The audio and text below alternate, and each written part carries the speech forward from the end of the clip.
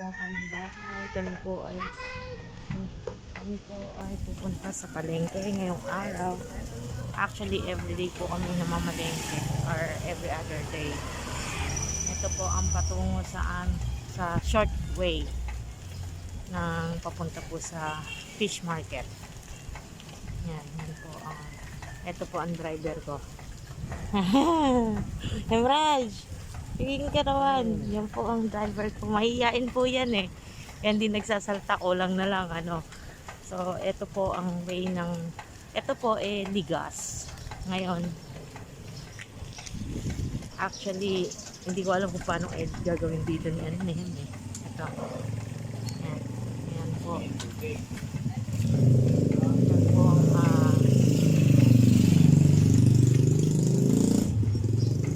mag-speak ka naman. Baha. Ayan, baha po. Medyo baha po sa lugar namin. Yan po, medyo baha ang aming lugar. Pasiksag-siksag po ang kanyang pagpapatakbo. Ano pa pag-post guys? Andito po kami sa Barangay Ligas, kung saan dito kami naninirahang mag-asawa from Dubai. Umuwi na po kami ng Pilipinas.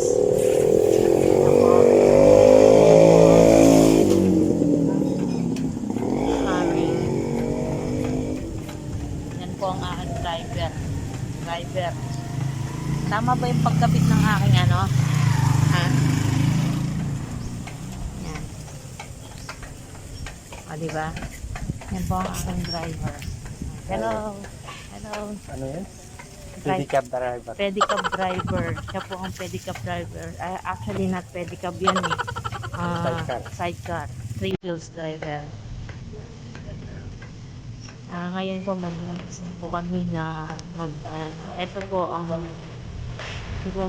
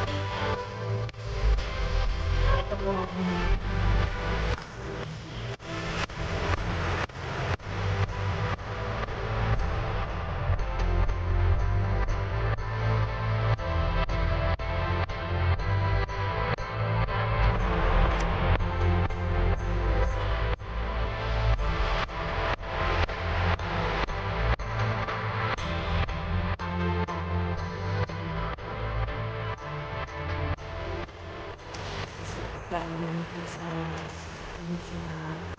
ano po dadaan sa highway medyo nakakakaba delikado kasi puro truck, may bus, jeepney, tsaka medyo makitid yung daan din kaya nakakatakot. Dito naman pwede naman ding dumaan yung 4 wheels, dumadaan din yung 4 wheels mga motor.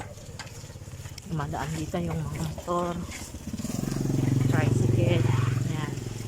As you can see po, ayan, may mga dumadaang mga motor, tapos kami yung mga bisikleta. Ayan. May mga time na may dumadaan din ditong minute truck. Masyadong ano, yung lugar na to, ang tawag nito, ang masupal. Puno ng mga damo-damo. Ayan, yan ang pan. Sapa. Pero medyo marami na punong araw. Malinis. Bababa din ako.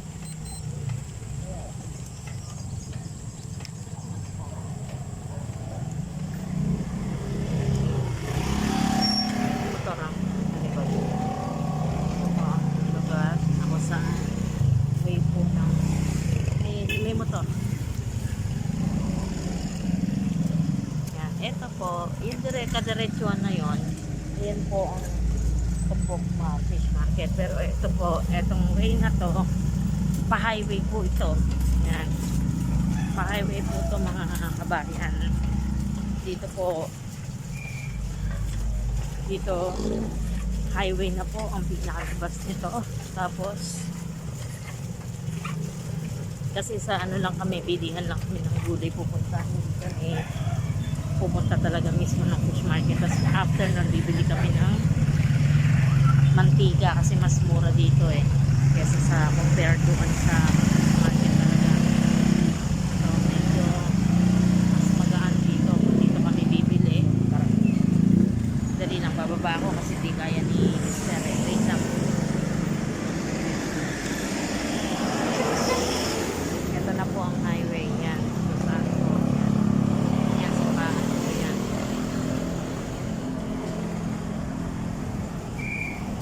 Highway na po ito. Pasigahan na yan. Medyo matraffic. Dali lang ha. Huwag ka masyadong mabilis. Ito medyo matraffic. Kaya simbahan po yan. Yan. Ito po ang lugar namin. Ito po ang Santa Rita. Kung saan dito po kami naka-location. Mga kabayan, dito po, yan. Ito po ang amin. Ito po ang, ayan, yung kadiretsuhan po na yan. Medyo tumabi ka, yung kadiretsuhan po na yan.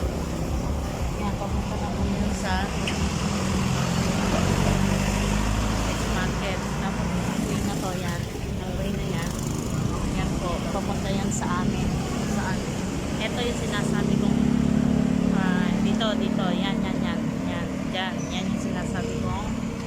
Bilihan namin ng gulay na medyo mura. Hindi naman so totally mura, pero medyo mura. Dito tayo, di ba? Cooking oil, di ba? Cooking oil? Oo, nga pala. Di ba ang cooking oil saang lugar gawin?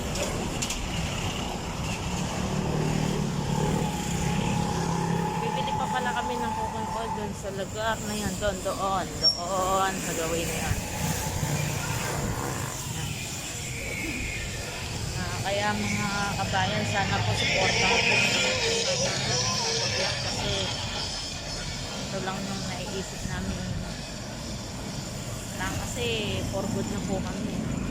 Lang kami po ay isang mga may truck sa likod mo.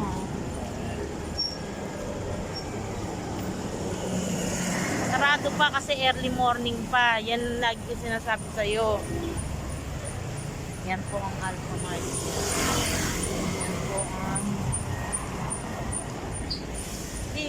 Wait lang. Wala po kaming GoPro. Sino kaya ang magbibigay sa amin ng GoPro? Mas madali daw po yun na yung camera na GoPro.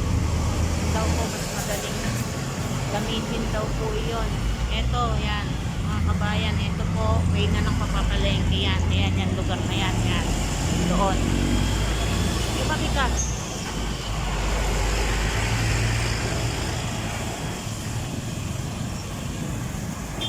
Yan yung sinasabi ko po sa inyo. Matrak. Matong matrak. Ito po. Ayan. Kaya sabi ko medyo delikado. Kaya ano po kabayan, supportahan nyo kami sa pag-vlog. Yung next namin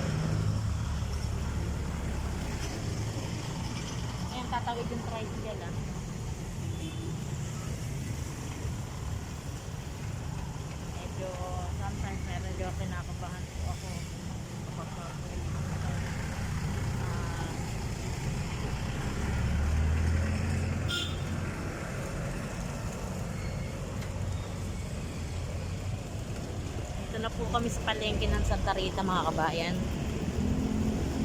Ito po ang aming palengke ng Santa Rita. Dito po kung saan kami na may malengke, pero medyo mahal po dito. Dito yung binilihan natin, di ba? Ito sinamahan ko. Ayan, ito ang pinaka-market. Tara.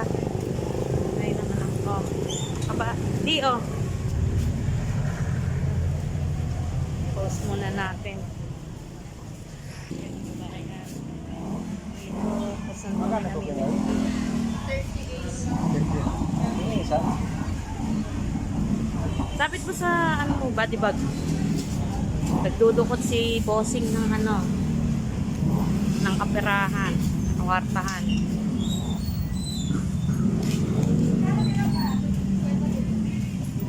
Eto, kabayan, nandito na kami sa Pilipinas, kung saan nagsisimula kami ng bagong buhay.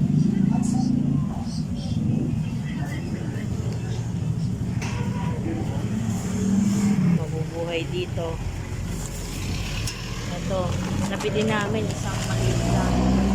isang maliit na cooking oil. Yung isang maliit na boto ng cooking oil na yan. Tingnan mo. Ito. Ayan, no? 38 na po yan. Ayan, ayan.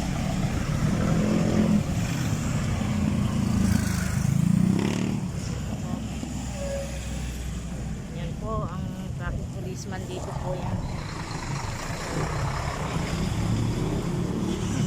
Oh, may nakaupo rito. Sobrang mamadali palagi. Sige, clear. Diretso lang. Oh, may sasakyan sa likod, ah.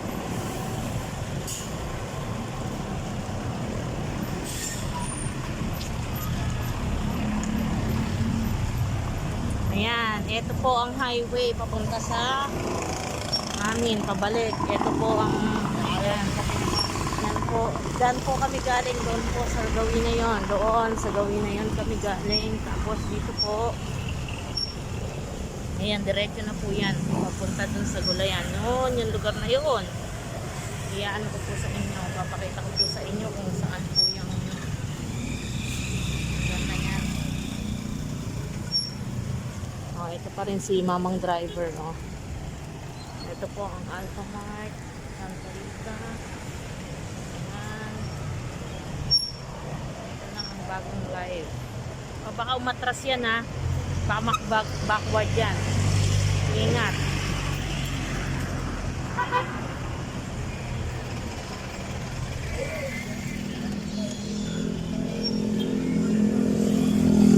Malayo po ang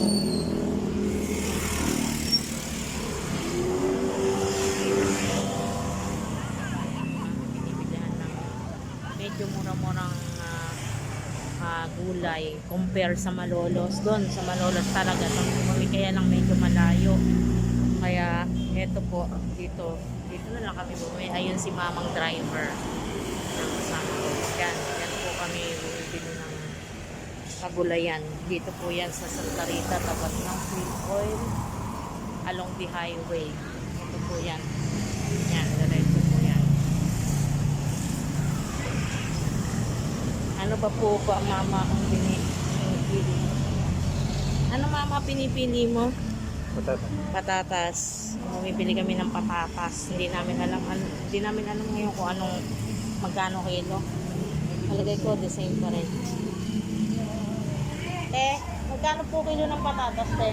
Magkano kilo ng patatas? 65 daw ang kilo ng patatas ngayon. Samantalang doon sa amin sa Ligas, 80, 80. Imagine mo, napaka-gold ng price. Ayan na pinipili ni Bossing. Spiral potato at French fries. Ayan.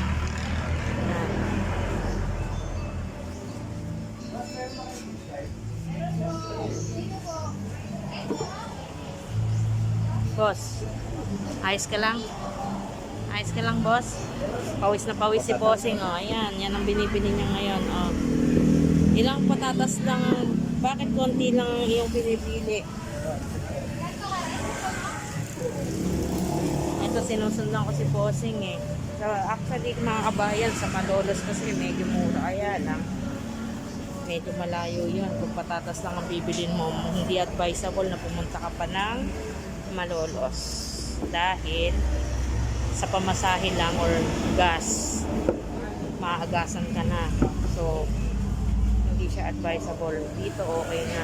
Yan. Yan ang daily life. Ang tagal pumili ng aking pedicab driver. Tingnan mo, pawis na pawis siya, oh. Oh, yan ang buhay namin dito sa Pilipinas. Tinatanong ko nga kung gusto niyang bumalik eh. Kaso, siyempre, para sa pamilya, eto, dito na lang kami. Eto, ano bang, ano natin? Ano bang plano mong ulam? Sabi mo, sag. Ayaw mo ba ng, ng kangkong, adobong kangkong? Ha? Okra. Hindi mo tayo.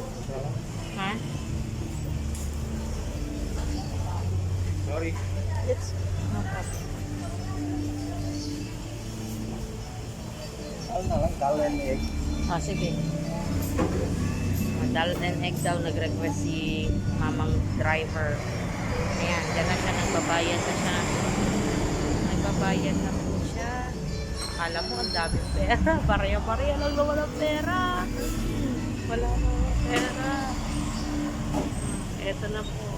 I-start na po. Actually, sana po, mga kabayan, supportahan niyo po yung aming YouTube channel, ha.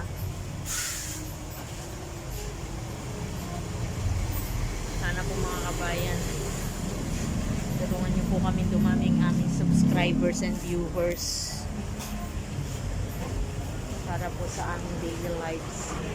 Sa totoo lang, napakahirap po ng buhay sa Pilipinas. Sobrang hirap. Kung mahirap sa abroad, mas mahirap dito. Alam mo yung sa maliit na halaga mo, nung nasa Dubai kami, ang 10 dirhams namin, marami na kaming nabibili, 20 dirhams. Maximum 50 dirhams. Ang dami na namin nabibili. Meron na nga kaming bigas. Pero dito, naku, 77 ang nagastos. Ito lang kabayan, no? Patatas lang yan kabayan, ha? Kabayan, patatas lang yan. Napakamahal po, 77, 65 kilo. Ito na, sasakay na po kami sa aming pedicab. Wala po kasi kaming service eh. Wala kami pambili. Kaya, ipat tayo doon, no? Ito na. Medyo masikip talaga. May sasakyan medyo talaga ang rito, ang daan dito. Ito, yan, daan, yan. Patungo yan doon sa amin, yan. Way na yan. Yan. Ito. Patungo yan sa amin. Yan. Kaya kami po kasi medyo city pa. Katulad niya, no, dumadaan ng mga sasakyan. Ayan, tingnan mo, oh. Sobrang, ayan, pwede na siguro kaming tumawid. Makikisabay kami sa mini truck na to. Kasi nga po, mahirap ang tawiran dito. Medyo wag kang dumikit. Medyo, pagka ganyan, wag kang didikit masyado. Kasi hindi mo alam kung ma-attract ka doon. Ayan. Dito, ganito ang buhay sa city sa amin. Actually, hindi man semi-city itong lugar namin eh. Semi-city po itong lugar namin. Hindi naman total actual city. Ito naman ang Masagana First Gate. Ito ang Masagana First Gate. Papunta rin to sa pauwi sa amin. Shortway din to. Actually, ito yung masyado siyang mabilis umikot. Ito lang nabili namin, no, patatas lang at saka cooking oil. Yun lang, wala na. Kuya, kamusta ka na? Pahan sa Pilipinas, ganyan po talaga. 3 buwan na ako dito. Oo, ito si Kuya. Hello Kuya, kakilala ko po ito, nagta-tricycle to dati. Si Mami. Nandun po sa bahay. Andun, malakas pa naman, Mama. Wala. Oo. Hindi ka na ba nagmamasada ngayon? Dito ako pumipilang dito ako nagawa ng pilahan. Oo. Mabuti, no? Tapos binigyan kami ng sulat ng owners. Oo. Mabuti, no? Blessing yun. Ngayon ito nakita, hindi Oo. talaga rali. Oo kasi nakamas nga di ba? Sa totoo lang, iniisip ko kasi payat ka dati. Tinong dumadating ito, sino kaya pa ako yun? Oo, ibig sabihin ka ako, gumaling na si kuya. O, sige kuya. Sige. Naka-recover na, no? Ingat kuya. ingat ka rin. Bye-bye, okay. Pare. Bye-bye po kuya. Bye-bye. Yan po napakabait po sa akin ng taong yon. Nung pong araw, pagka po ako tumitirik ang aking owner, yung owner na vintage owner. Yan po ang number 1 na tumutulong sa akin na tricycle driver. Gagawin po niyan, hihilahin yung tricycle, yung jeep ni owner ko, o kaya naman kahit walang bayad, sasabihin nun, tara tulungan na kita. Sabihin ko na, ako kuya, wala akong pambayad. Sabi niya, okay lang yon. Siya ang tumutulong sa akin. Minsan umuulan, tumitirik yung aking vintage owner. Ala, yan, makikita niya ako, galing siya sa biyahe. Anong nangyari? Tumirik ako yung owner. Ayun, tutulungan naman niya ako all the way kahit walang bayad. Mabait yung si kuya. Kaya nung magkasakit yan, nalungkot ako. Sabi ko, magpagaling siya. Kasi mahusay naman siya makisama sa tao. Ang aso, grabe. Yan. Ito na yung sinasabi kong short way. Bababa muna ako. Hinto mo ako. Hinto mo muna. Ito si mamang driver mainit sa pagmamaneho. Ayan. Kasi papataas yung ayan, nagtutulak siya. Kasi nga papataas yung ito. Ito po ang gas. Nagpaparefill ng gas sa yellow gate na yan na may white. Ayan. Kasi mas mura doon compare sa tindahan Sa tindahan kasi pumapatak siya na 850 880. Last time magkano yung natin? Yung tinanong natin? Yung bago ta. 830. 830. Before kasi 850. Tapos bumaba daw. Naging 830. Tulay ngayon. Overpass. Iyan, ligas din yan. Sa kabilang ligas naman yan. Kabilang ligas yan. Nakalagay doon. Ligas footbridge. Yan. Ito po. Yan. Yan po ang natin. Ito po ang way nun. Yan. Papunta doon sa na yun. Papunta na yan sa yan. Ito, yung junk shop na yan. Diyan kami nagpapawelding minsan. Sa junk shop na yan. Yan. Ito, bahay yan ng co-teacher ng mother ko.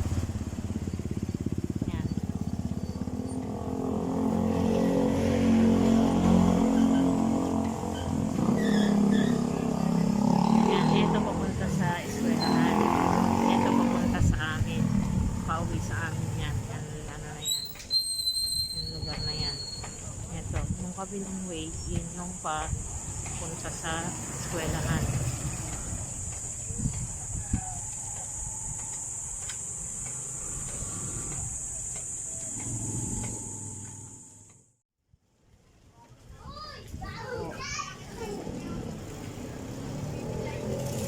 Ito, tagahakot ng basura yung po na yan. Tagahakot po ng basura yung kolong-kolong na yan.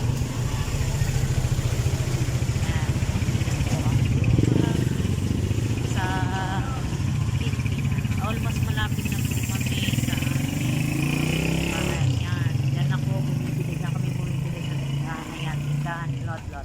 Yung poste na yan na nakikita nyo, yan, tapat yan bahay namin. So, eto, may bahay. Eto na ang aming bahay. So, doon kami nang galing. Ayan. Yan. Yan yung aming bahay. Ito lang, simple payak. Kaso wala kami sasakyan. Kasi yung vintage owner na yan, actually sa mother ko yon. Dahil kadalasan most of the time ako ang gumagamit. Kaya parang pero hindi akin yan. Wala kaming sariling sasakyan. Yan lang. Etong ang bisikleta na to, hindi pa amin yan. Yung sidecar na yan. Hiniram lang ganyan namin yan sa kapatid ko. Wala talaga kami sa yan. Ay, ito ang aking anak. Hello po. Hello. Happy.